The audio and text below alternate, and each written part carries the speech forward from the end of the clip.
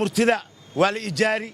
ومغلي ولا قذي ومغلي ولا إيجاري روا ومغلي ولا قذي روا ومغلي دلالينا كجران ومغلي ورخذ الوصحيح ولا أقبلي ومغلي هل سؤالا ويدي برك وحيري مساجدك مكجرا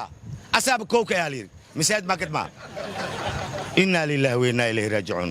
مساجد ما قدما قفك أو هذا الربو لف جبن إن لو دوغو أما مسعى دلنا نجيت كلو صاروا خفت الربو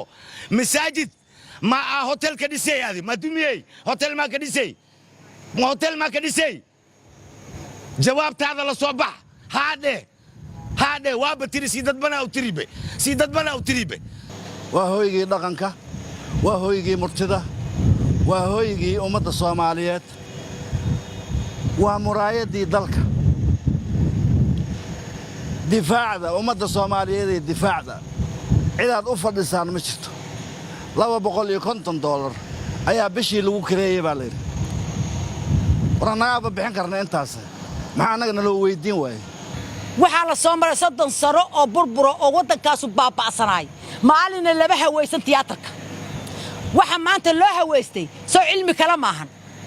iyo dadka noo karo hoog iyo baa anigu dawladda Soomaaliyeed hadii aan dube iyo ninka la yiraahdo shube haddaan 24 saac jeeba lagu dhufan dawladda waa ka soo horjeesanay shalna u banaan baxay maanta ana ka hor imaanaya kaligay ummadda dhan way raacaysaa tiyaatarka fanaaniinta Soomaalida oo dhan baa iska leh waa meesha waa hooyiga dhaqanka waa muraayada dalka waa meesha laga daawado ummadaanu maxay tahay weeye tiyaatarku ummadaanu maxay tahay meesha loo gudbiyo weeye meesha tan dhaqanka Soomaaliya loo gudbiya waxa Soomaalidu ahayd waxaan ku xumahay anu dadka khudbada waxaan ku wanaagsan codadka inaan sameeyo laakiin khudbada kuma wanaagsan inaan cod sameeyo ku wanaagsan laakiin khudbada kuma wanaagsan waxaan ku xumahay tiyaatarkii saasa oo mas'uuliyiintiisa kamid ah dhibaatadiisa mas'uuliyiintiisa aan kamid ahay in maanta aanan ogeyn annagoo fanaaniinta ogeyn in la iibiyo tiyaatarkii qaranka Soomaaliyeed in ganacsade laga iibiyo ay maanta taaganta ma yeelin waxaa kaloo la yaab leh wasiirka warfaafinta Professor Dubbe warqad buu qoray baraha bulshada idil ku jirta wuxuu ka hadlay baarka oo dayacti yar lagu sameeyo iyo meel bannaan oo laga dhisayo guri weyn oo maxaa la yiraahdaa madaxdu ay ku nasato waxa weeye nasasho ka hor meeshan ummadda waxay ugu fadhiday qiimo waxay ugu fadhiday waxa weeye ummadda laga hanuunin jiray ummadda wax looga sheegi jiray martida lagu soo dhaweyn jiray waxa aan nahay dalka Soomaaliya wuxuu yahay adduunka dadkii baray weeye dadkanu maanta marka in la hawaysto oo shubana uu yiraahdo waan iibsanayaa dubana uu yiraahdo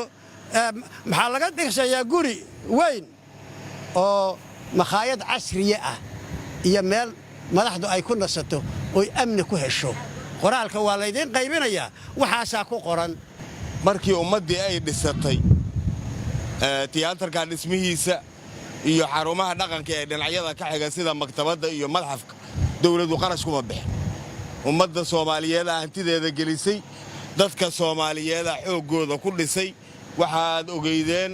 shaqaalaha wasaaradaha maalin walba wasaarada ku qoran jirta wixii ummaddu ay dib u dhisatay oo ay badbaadsatay maanta in korkeena lagu gado la yiraahdo waa la kireeyay 20 sano la kireeyay la yiraahdo wax la aqbali karo ma dukumeentiga saxaafadu waa haysataa waxa ku qoran gabadha shirkadda lagu sheegay oo laga kireeyay hadday dhimato dhaxaltooyadeeda alaha ku qoran halkaasay maraysaa dhaxaltooyadeeda ale hadday dhimato ayaa ku qoran waraaqdaas